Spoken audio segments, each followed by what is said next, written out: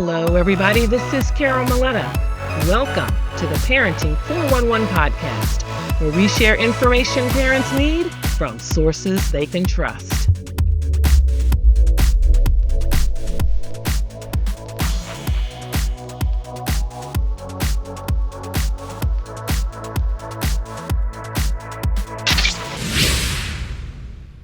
Today, I am excited to have Dr. Jordan Smith with me. He's a retired educator with a remarkable background. He is a 20-year veteran of the U.S. Marine Corps and a distinguished math teacher who has worked extensively with struggling students who are discouraged. He's the author of 11 Effective Strategies to Teach Students Who've Given Up on Learning.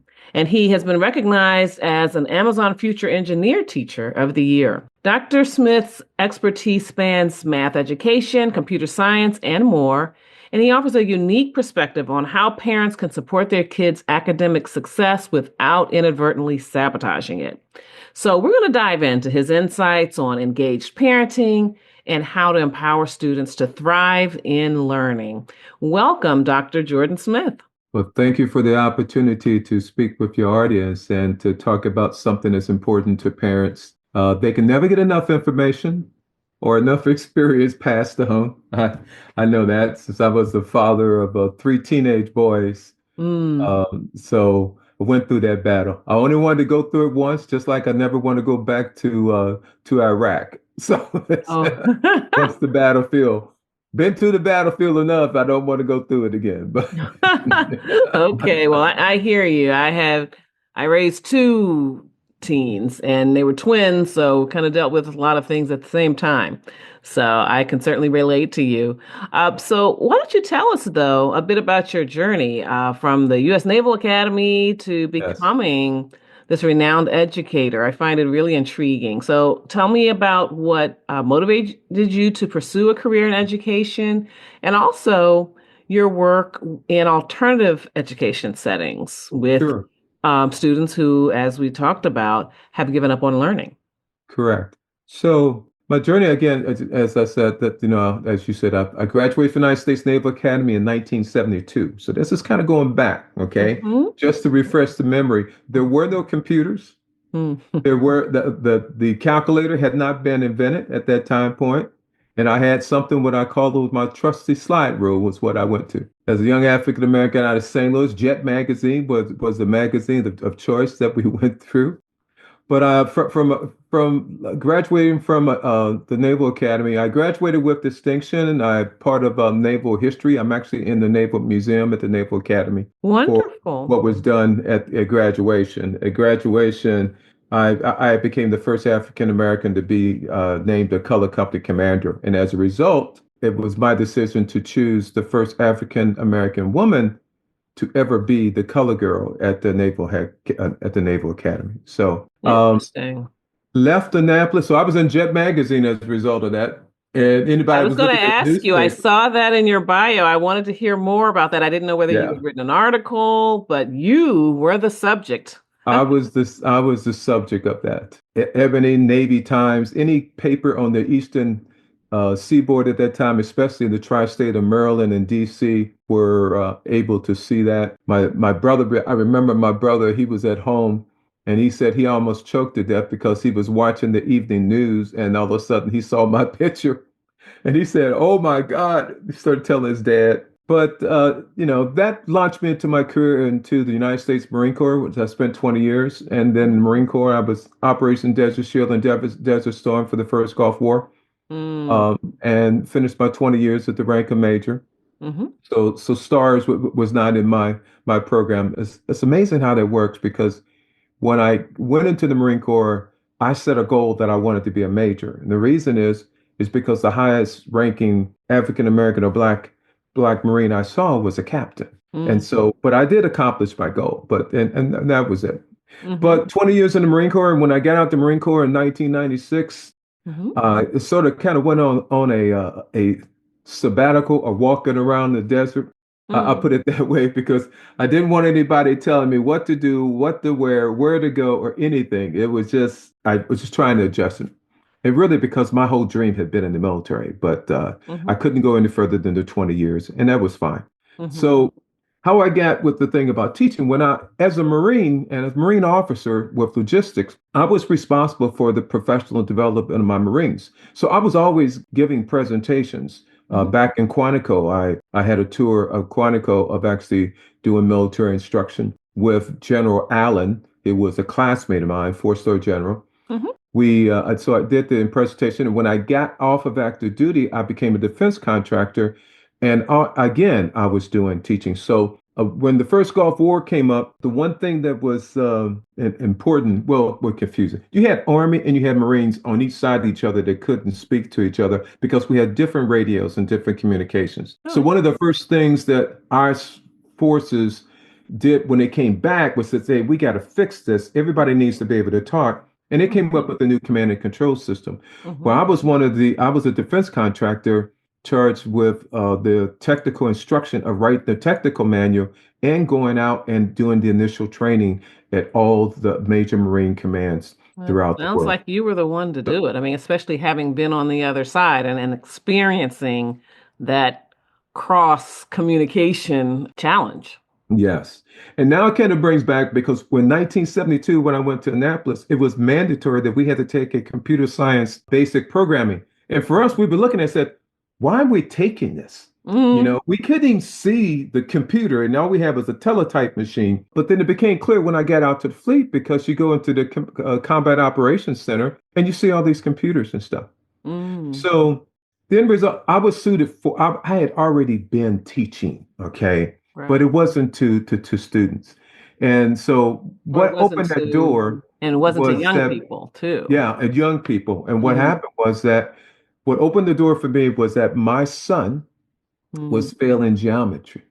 okay. And I was busy working as a dad, trying to work a couple of jobs, not latched down into a real career again besides the military. And I had started looking at things, but I was busy. So, but I noticed I wasn't getting his report card. Mm, And so it kept bugging me that I wasn't getting it because normally he would go and show it to me, but turned out he didn't. So instead of going to work that he thought I was going to work, instead I made a U-turn and went back to the school. okay. Walked in and asked us, I got a problem with report card. And the young lady who met me at the door took me to the librarian. I'm saying, why you take me to the librarian? So it turned out they had a policy. If you don't return a book, Mm, then they don't send out your report card. mm, So you got something bad on the report card you don't want your parents to see. Then guess what? You hide your books from the library. You check out books and don't return them. That's what happened. oh, So that, anyway, I found out that my son was failing mm, and I straightened that situation. But what I had to do was reteach him. mm-hmm, And as I went to the teacher because he was failing. I went to the teacher. I said, "Can he retake the test if I go back and redo them?" And the teacher said yes. So I wind up. This was Thanksgiving week and also the 3 weeks for Christmas. I retaught him everything, and then he went in after Christmas break and went in and passed all the tests. Actually, went from an F to a B. wow. Then he told his friends that if you Mm, get stuck in math, come and see my dad. right. And so kids in the neighborhood would come to me, and I started saying, "Well, gee, I'm kind of liking this," and I was doing it for free. And I said, then I started looking at tutoring, Mm-hmm. and along the way, I had this student say to me, "I wish you could be my teacher." Mm, And I kind of looked like that, and I said, "Hmm." And I thought, well, why not? So what I did was go down to the local school district and start asking questions about mm-hmm, how do I become a teacher? This is when I found out about the bureaucracy of trying to become a teacher. mm-hmm, Because I would ask them how to be a teacher, and their answer was go to university. Go to the university. mm-hmm. That's all they could tell me was go to Right. a university. And I'm saying, well, how come you can't? I said, I already have a math degree. I got a bachelor's in science and math and Mm-hmm. a minor in engineering from the United States Naval Academy. Right. Okay. I'm a major for the Marines. I think you can use me, but the principal saw that, and so I could be used as a substitute because my bachelor's, but I couldn't get in the classroom as a formal teacher because my degree was not good enough for California. Hmm. And really, what it was in reality, see, I forgot along the way. See, I graduated in 1976 Okay. with a bachelor's degree, and here it is, 2004, Okay. you know, almost 3 decades.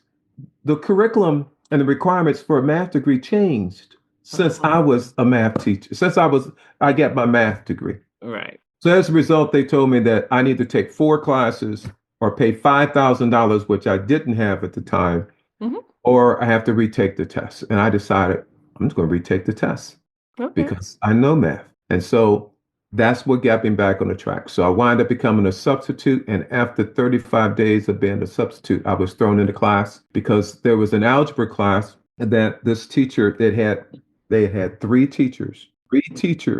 So this was December. Okay. Okay. And school started in August and they had already gone through three teachers.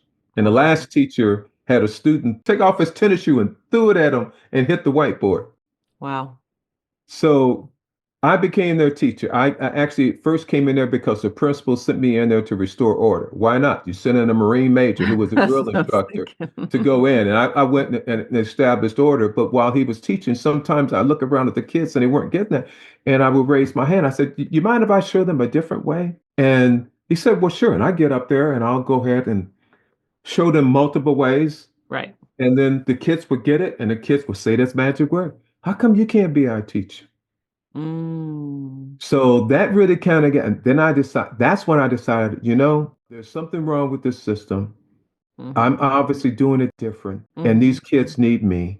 And so Hmm. that's when I decided that I was going to become a math teacher. Hmm. So I was originally going to go substitute. When I found out university, I was going to have to go get my master's because the No Child Left Behind Hmm. requirement that came in requiring us to be highly qualified needed a master's, and I needed to make up the thing. So I wound up going to school. So I started working, substituting. After 35 days, I was in the classroom, and Hmm. then I was going to school 7 days a week. I Wow. did that for 9 years.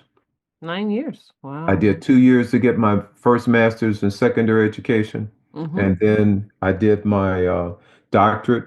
And then I also finished up also doing my another master's, two masters and a doctorate Hmm. in 9 years is what I worked on.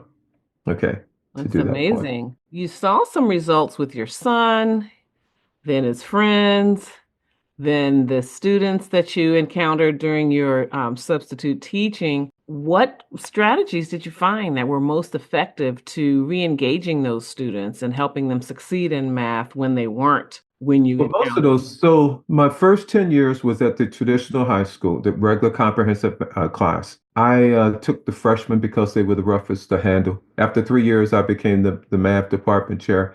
And at the time point, California had the exit exam. So in order for students to graduate from high school, they had to take the high school exit exam. If they didn't pass it, they didn't get a diploma. Well, them? my students had a 97% passing rate the first time.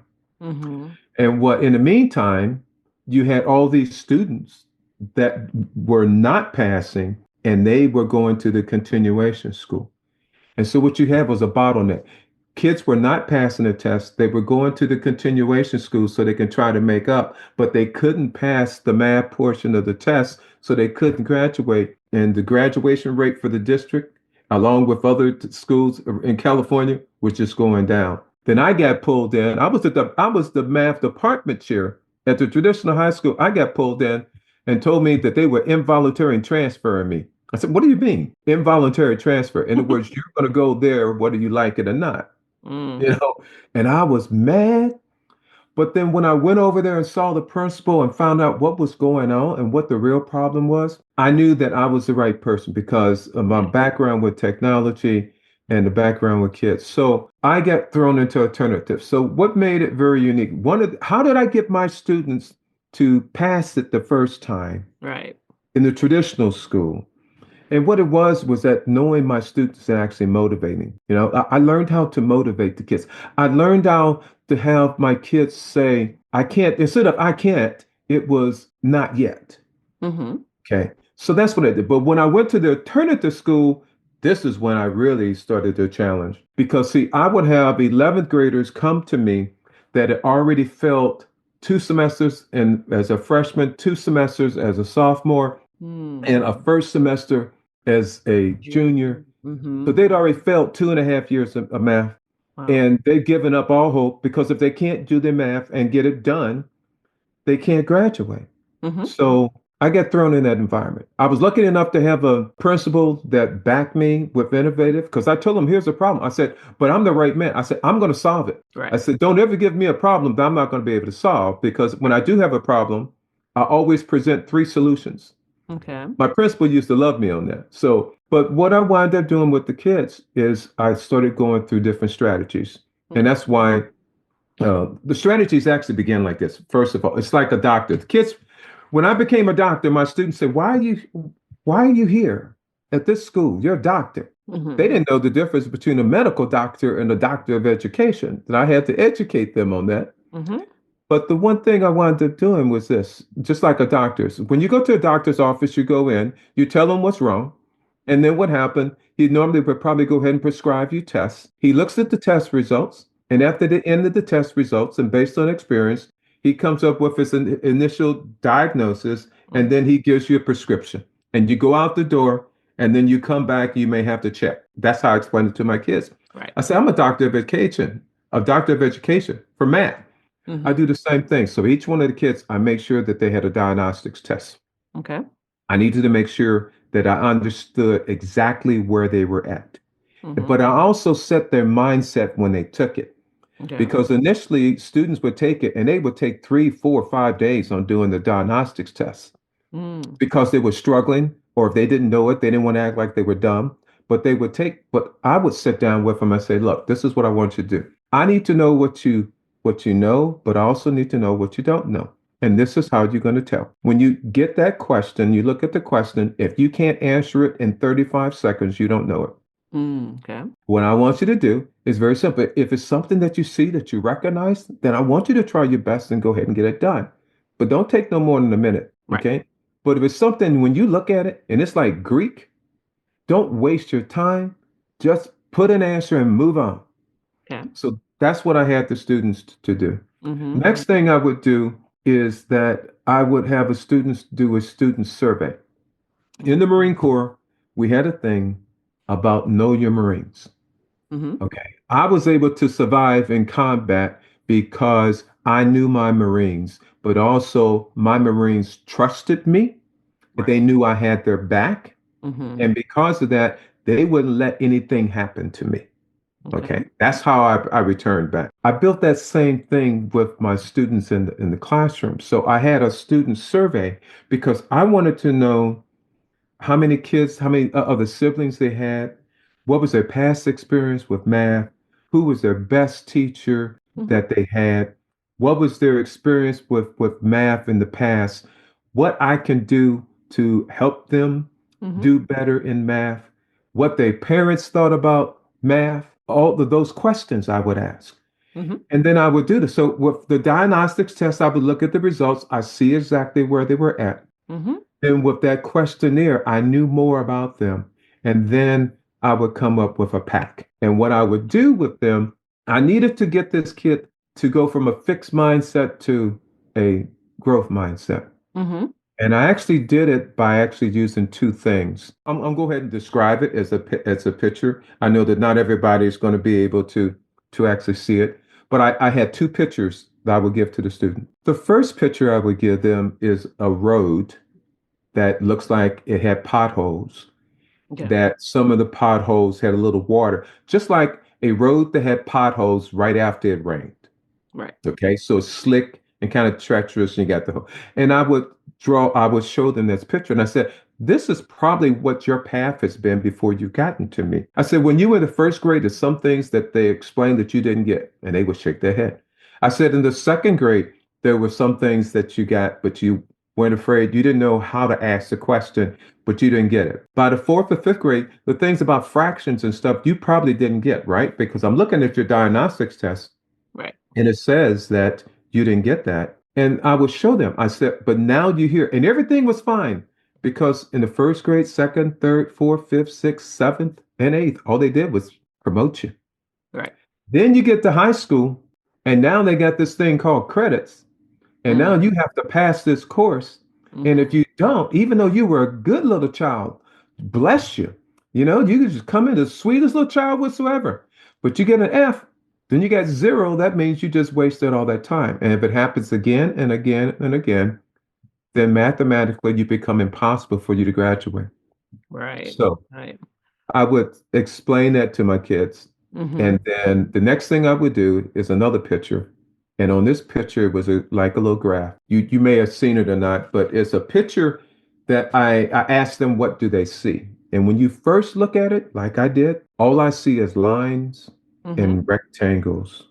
Right. That's all I see. And I would have them look at it closer and closer. Is that all you see? That's all you see. And most of them would struggle. That's all I see. Then I would stop and I would say, do you see the circles? Mm-hmm. And they would look at me like, circles. I said, yeah, do you see the circles? And they would look and especially in the classroom, I would say, you have kids to look at. Then all of a sudden one kid would say, oh, I see it.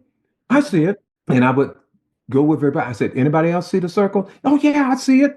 Uh, how about you? No, I can't see it. I can't Okay. see it. I'm still looking. I can't see it. Anybody else you see in circles? Yeah, I see it. How many circles you see? Oh, I see four. Oh, no, no, no. Wait a minute. No, it's more than four. It's eight. And the other one said 16. The other one said, you still don't see the circles. They can't. I said, do you want some help? And they said, yeah. And I go to the picture and I take my finger and draw it around one of the circles. And then all of a sudden they get this feeling and they say, oh, I see him now. I see Mm-hmm. him. I said, okay, now close your eyes and open them back again. I said, can you Mm-hmm. see the circles? They said, yeah. I said, can you close your eyes? Can you forget them? I said, no. I said, so now, this is how it feels when you're learning math. When you're learning math at first, it's just like there's some things that you don't get right away, and those are potholes along your road. But those circles are some things when you look at math, sometimes you see it and you don't get it. But Mm-hmm. if you keep struggling and keep struggling and keep trying, or maybe sometimes you may need a little help, Mm-hmm. that is what learning math is all about. Okay. And with that, then I asked them, because I have their sheet, I know the questions. I said, do you want to graduate? And they said, yes. Do you want my help? They Mm-hmm. said, yes. I said, is it okay if I mentor you, that I check in with you to make sure you're on track? They said, yes. And I said, okay, now here's my first approach.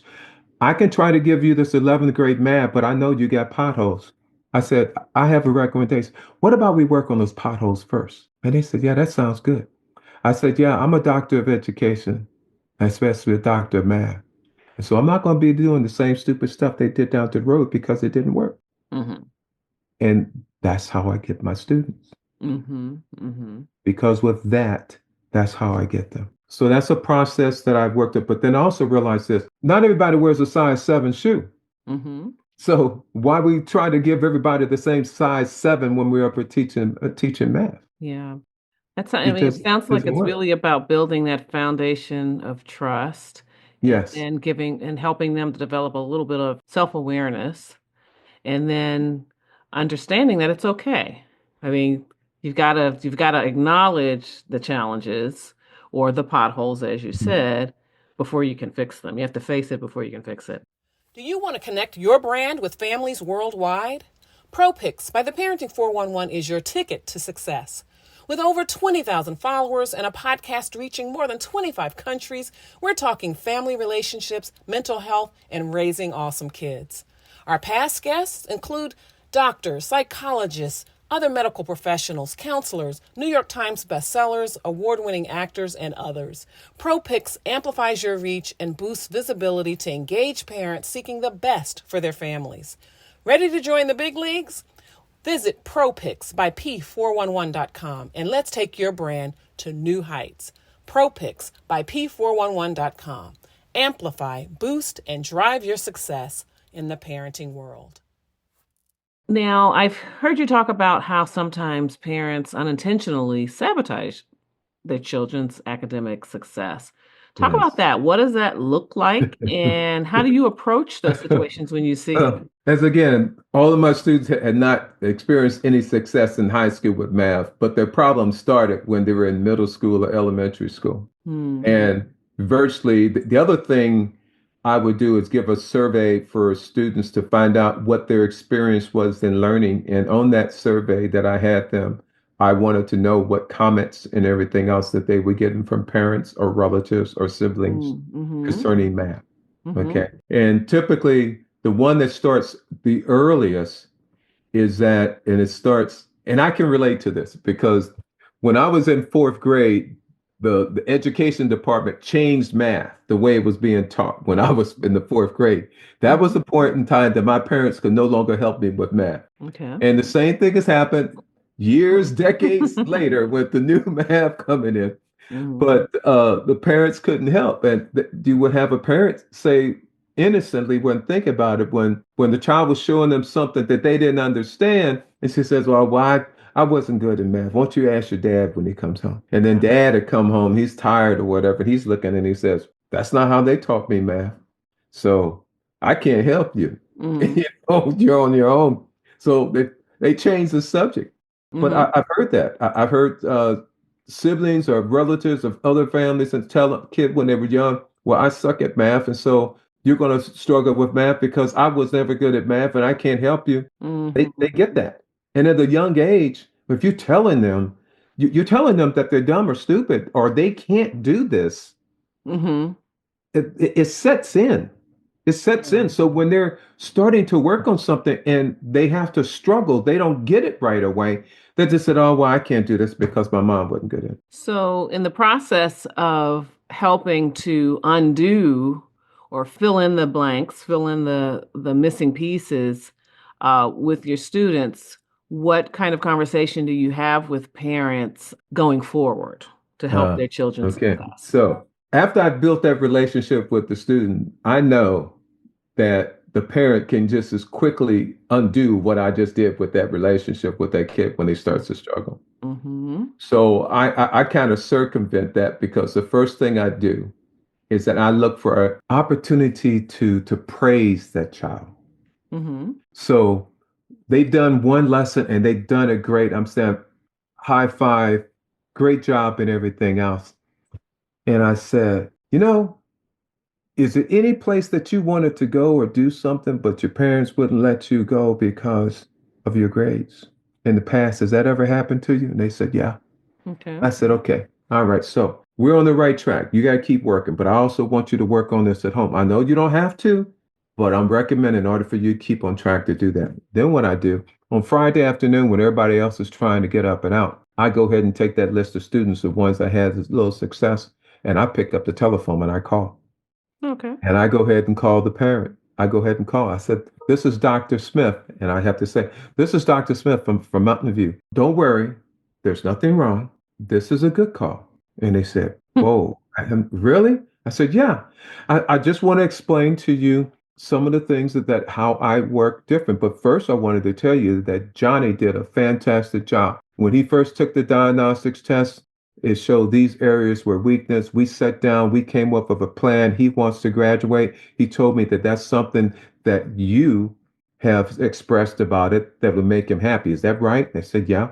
I said, "Well, he did a fantastic job. He is busting his tail." And I Mm-hmm. just wanted to let you know that Mm-hmm. so that if it's something that Johnny likes to do, I think that works together. We're together. That when he's doing stuff good, I'm going to let you know. If there's anything that's wrong, I'm going to be the first one to pick up the telephone and let you know and come up with a strategy. I Mm-hmm. said, "Does that sound good to you?" And they said, "Well, you're the first teachers ever called me and let me know that he was doing good. I Right. mean, he did good in math." I said, "Yes, ma'am." I said, "He got an A." Mm-hmm. He Mm-hmm. said, okay. And they said, "Yeah, yeah, I will, if there's anything going on that I don't know about or something going on in the family that could interfere, I'll pick up the phone and call you, Dr. Smith." Yeah, that's So important. That partnership is partnership really key. to Mm-hmm. build the village. So what I have is Mm-hmm. like representative of a stool with the three legs. Mm-hmm. I'm there, the student and the parent. That's right. See, I also like to find the other thing. I'll tell the student, I'll ask them. I said, especially when it gets around the holidays, I say, "Who's Santa Claus?" They say, "Santa Claus." Who's, okay, I know. There are three stages in a person's life. You don't believe, you do believe, and now you become Santa Claus. So I am Santa Claus. I want to know who's Santa Claus in your family. Right. I want to know, is it dad or is it grandma or grandpa? Mm-hmm. So guess what? If it's dad, I'm going to make sure I speak to dad. If it's grandma or grandpa, I'm going to know grandma and grandpa because grandma and grandpa is going to get a phone call. I cover the bases. And what happens when the student doesn't see, they don't know that I'm doing this in advance. Mm-hmm. Guess what happens when they come back to school on Monday? What's that? I don't know. Maybe they've had a conversation with grandma and grandpa or Yeah. the parent But and but they they feel also better tell about their themselves. peers, Hmm. doctors, they tell their peers, Dr. Smith called Mm. my parents and told them that I did a good job or whatever. So what Mm. happens is Hmm. then I get students coming up to me because it's something they wanted to go to, but they may have been dragging. And now they come to me, Doc, yeah, he's got to talk to you for a moment. I said, sure. He said, you think I can give one of those calls to my grandma? And I said, well, what you gonna do Sure. for me? Hmm. And he said, I'll get 5 lessons done this week, one every day. If I don't finish it during the day, I'll do it at night. But please, you gotta do. I said, fine, we got a contract. Let's shake. 5 lessons, five Hmm. A's, Hmm. Hmm. 5 lessons, 5 A's. So I had to make it fun. Hmm. Um, Hmm. one of the other things I did was I have a wheel of good fortune that I had this spinning wheel Hmm. so that as because in credit recovery, students have to make up their credits and they're at different paces and different speeds. So of an incentive, I would have a wheel, and on that wheel will be different things that the students would pick out. And so every time a student would complete a class, they would go up and spin that wheel, and you could hear that tick, tick, tick, tick, tick, tick, tick. And all Hmm. the students would look up because they want to see what they're getting. Hmm. It's giving students a voice, building that relationship, making it that family thing is so important.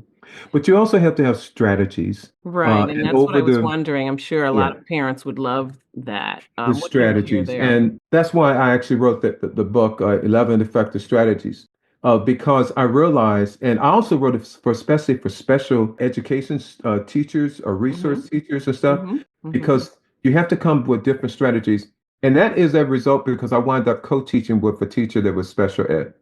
We Okay. brought their special ed, mild and moderate, into my classroom and intermixed. My Right. superintendent found out about it and they would bring visitors in my classroom and they could not. I said, you will not be able to identify which student has a learning disability in my class. What kind of strategies did you use or did you teach parents to support what you were doing in school? For parents, the main thing is understanding about with doing two things. One, I shared with them what happened to me. In other words, how did I become proficient in math? Okay. Without calculators and everything else, it began with my parents and our relationship on different activities. Okay. My dad would take me to, my dad loved baseball, St. Louis Cardinals. He would go ahead and take us to baseball games. And then when I went into high school, I would get on the honor roll because when I got on the honor roll, I would get free baseball tickets that take my dad. And when we were at the baseball game was the scorecard. And the scorecard, we had to, do the scorecard, keeping score and everything else. My dad used to play back then, back in St. Louis, there was a card game called Bid Whist. Hmm. Oh, bid whist. And my dad was great at bid whist.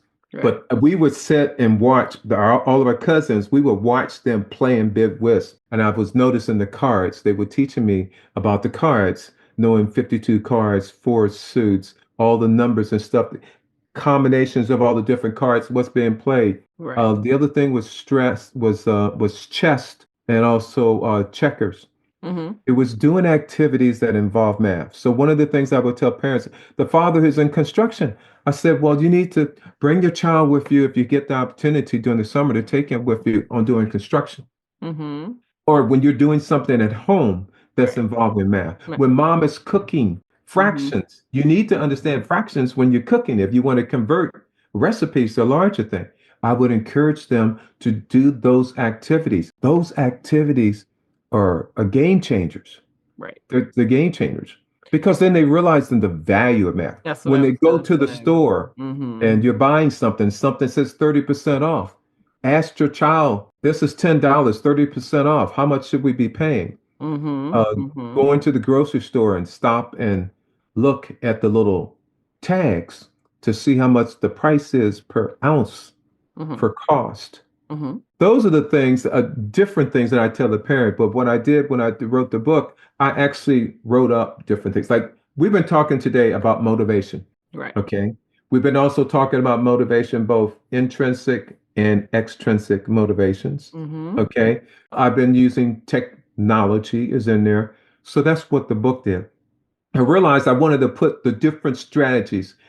Is everything in there? No, but it's Mhm. general areas Right. that you will be able to find one of those strategies in there that will help a Hmm. child turn. And the whole purpose is that I need to change their mindset from I can't to not yet. Right. Right. And Okay. hmm To not yet. And the other resources. Now, that was actually printed. I did that book before AI and Chat GPT. sure. Now, that is a game changer because parents really need to know on how to use AI. Right. And I was going to ask you now how to really leverage technology to support your students, their learning, and what you think that's going to look like going forward in math education. So I've been working with a company, an educational software company that does diagnostics that was primarily for special education.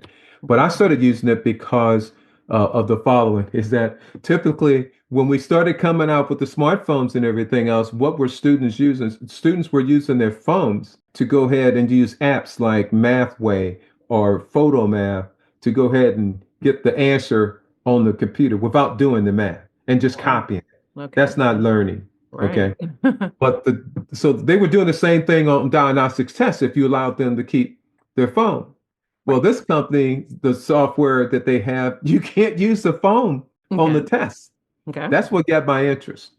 The other thing was that it was animated. So it was like, in some ways, like a game engagement. It was interactive. Hmm. And so I actually started using that software. I actually brought it in. That was the first advantage of a doctor. See, I can go ahead and go to a software company and say, I'm Dr. Smith. I want to go ahead and do some little research. Can you go ahead and send? And they would send me, give me free access that I could play in my classroom to do. That's But awesome. that technology allowed was a big thing on there. With ChatGPT or AI, I primarily have used ChatGPT. That's what the platform I started on. Is that parents need to understand how to do the prompts. Okay, Right. so in other words, how do you get it to get the results? You need to know how to write the question up so you can get those results and realize it's not going to be perfect, Exactly. but it is going to. But here's the advantage. Like for instance, I can take an IEP Hmm. from an IEP summary from a student. Hmm. I can take their diagnostics results Hmm. and I can redact the information. I can upload that into the AI platform. And Right. now I can ask it to provide activities and lesson plans or student activity guides Hmm. for any subject whatsoever, and it Hmm. will personalize it. The other thing is now, remember that student survey that I mentioned Yeah. about all the things, the interests and everything else? Now, when I put Incorporate that that. in there as Yeah. well, now I tell AI to create a persona for the Hmm. student. Right. So now it knows this. So, for instance, if a student is struggling with something and they need help, we do that persona. John is an 11th grader, 16 years old. He likes video games. He likes soccer, whatever. He struggles with fraction. All that information is in there. Then I say create an activity with him, and they will do it 11th grade. But let's say he doesn't get it at the 11th grade level. Then I teach my students to say, can you please reteach this to me as if I was a fifth grader? Hmm. Hmm. And it will redo it and present it to them in a different way at a different level. Hmm. Hmm. With ChatGPT and a parent understanding how to do prompt engineering, they can get rid of their tutor, or in this case, if you get, I would recommend that you get the upgrade value, which is like $20 a month, which I do on there. You have your tutor Right. for your student, I mean, for Hmm. your child. Hmm. And it continues to learn as Hmm. they go on, Right. but you can use it that way on there. So Hmm. I've, because of when I did the book and I've done different presentations at CMC, NCSM, Hmm. National Council of Teachers of Mathematics, I'm still doing those. My lessons have, my focus has changed now, whereas teaching to kids that have given up on learning using AI. Okay. And so as a result, they had I was getting feedback that they wanted to do a course. So what I've done is actually designed two courses now. Mm-hmm. One course is really geared for teachers about the different strategies, expand on that, but teaches them how to use AI and the prompt engineering, the theory and stuff on it, but how to put it. But then I also realized that during the pandemic, during a time when I had time, I had started to develop a course for parents, how to encourage your child to love school and math. I think a lot of parents would love to have that in their hands. So, Yes, yes, yes, to love school and math. And yes. Well, that's so wonderful. I have that, and I'm getting ready to actually launch that, come up here. Well, we will And so definitely be on the lookout for that. Thank you so yeah, much for sharing that. In the meantime, how can we follow you on social media or any of other you platforms? can follow me. I'm on Facebook, Instagram, TikTok, but mainly Facebook and Instagram and also YouTube. Okay. And it's all up under the handle of Teach, Lead, and Inspire. Mm, Teach, Lead, and Inspire. that's what it's Um, all about. each one of those. So I'm Wonderful. probably going to time one of the portion at least when I'm thinking about on the release when this is going to be released, that Okay. I'll probably go ahead and have a special that's available for your listeners that they go ahead and do it because I want to have parents go ahead and work on it. This is something I did during the pandemic, but now the thing about I love about the online course thing since I have it is that as I'm going out and I'm doing different presentations each week, I'm being exposed to different things. I'm still active with ACS WAS, which Okay. does accreditation. I'm an accreditation inspector. So I go out and inspect schools to write up determinations as to whether they receive their accreditation for high school. Oh, okay. But I also do model school visits and stuff from the Department of Education in California. So I'm going out every year and I'm seeing exposed to six different schools. And I do that because if I see something that's good, I steal it. I'm, I I'm was proud. gonna I say, tell them. yeah, that's great. So, That can really enhance what you're doing, enhance right. And what so, you're but what writing. I do now is that when I do those and I do a little video and stuff on it, I'm adding them to the channels, but then also I'm putting them inside the online course so I Wonderful. can get exposed. So it's not just once they pay for the online course, there's a lifetime access and they're going to go ahead and be able to use it. And I'm going to make it very economical for parents. I put it this way. It's going to be roughly about the same cost that it is for a McDonald's meal. Well, That's, I'm sure they're gonna love that, and I hope yeah, that they take yeah. advantage of it. They, Dr. Smith, thank you so much for joining me today. I think that parents have heard a new way to approach their students, particularly their students that are struggling, not seeing the value, not seeing the need to put the work in and the effort in. I think they will have a different perspective, and certainly if they follow you, they will get more tools. So I thank you for that, and I ask that all of our parents remember that helping our students to succeed really is a collaborative effort between the educators, the parent, and the students. yes. And so I think to foster those deeper connections with your children and support their learning journey, I have a resource that might be very helpful to you as well. It's called Connected Hearts Digital Smarts 25 Tips for Connecting with Your Kids Offline. And you can grab that at www.offlineconnectionguide.com. And it offers practical strategies for you to build meaningful relationships in the real world with your children. And as we talked about here, so much of Dr. Smith's work does begin with building a relationship with the students before building on or creating a foundation, filling in any holes in the foundation, and then building up from there. It's all about that relationship. So, with the guide, you'll be better equipped to create a nurturing environment that complements the work that your child is doing in school. And thank you all for tuning in, listening, and by all means, please follow Dr. Smith. Thank you every time for listening to the Parenting 411 podcast. And remember, it's never too late to be the parent you want to be. Thanks again. That's And it. I can't wait to talk to you guys again next time. Thank you. We bring you this episode for the purpose of information and entertainment only. It is not the intent or purpose of the Parenting 411 podcast or Carol Muleta to provide an exhaustive reference or guide on all aspects of parenting, childcare, and family life. You are strongly encouraged to read all available information, consult medical or other appropriate professionals, and pursue all reasonable means to learn as much as possible about parenting to complement what you gain here, and then tailor the information to meet your individual needs. Yes, parenting is a serious matter, though it is not an exact science. The context and insights offered in this and every episode represent an account of knowledge and personal experiences of the host and any featured guests for the viewers' and listeners' information and consideration. The host and guests do not guarantee to our viewers or listeners any specific parenting outcomes from this episode or taking actions described here.